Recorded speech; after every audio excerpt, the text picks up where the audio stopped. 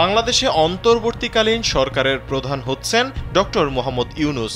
তাকে স্বাগত জানিয়েছেন দেশের জনপ্রিয় নির্মাতা মোস্তফা সরোয়ার ফারুকী। একই সঙ্গে ডক্টর ইউনূসের উদ্দেশ্যে নিজের কিছু পরামর্শ তুলে ধরেন এই নির্মাতা। সম্প্রতি নিজের এক ফেসবুক স্ট্যাটাসে তার ওই মতামত সংক্ষিপ্ত করে উল্লেখ করেন ফারুকী। তিনি বলেন, অন্তর্বর্তীকালীন সরকার দায়িত্ব নেওয়ার পর প্রথম কাজ হবে ৩২ নম্বরের বাড়ির পুনর্বাসনের কাজ শুরু করা। এই বাড়িকে আগের চেহারায় ফিরিয়ে নিয়ে আসা এবং এ বাড়ি সম্পর্কিত বিভিন্ন ছবি, স্মৃতিস্মারক যা যা পাওয়া যায় তা দিয়ে জাদুঘর আবার চালু করা এবং অন্তর্বর্তীকালীন সরকারের প্রধান হিসেবে ডক্টর ইউনূসের বাড়িটা ভিজিট করা উচিত বলে মনে করেন তিনি, যা একটা বার্তা দিবে।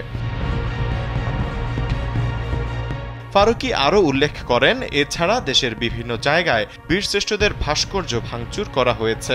এগুলো সব ঠিকঠাক করে আগের অবস্থায় ফিরিয়ে আনতে হবে। তিনি বলেন, বাংলাদেশে মন্দির থাকবে, মসজিদ থাকবে, প্যাগোডা থাকবে, গির্জা থাকবে, বোরকা থাকবে, জিন্স থাকবে, সবকিছুই থাকবে বহুজনের এই সমাজে। এর আগে প্রধানমন্ত্রী শেখ হাসিনার পদত্যাগের পর সামাজিক যোগাযোগ মাধ্যমে নিজের কয়েকটি দাবি তুলে ধরেছিলেন নির্মাতা মোস্তফা সরোয়ার ফারুকী।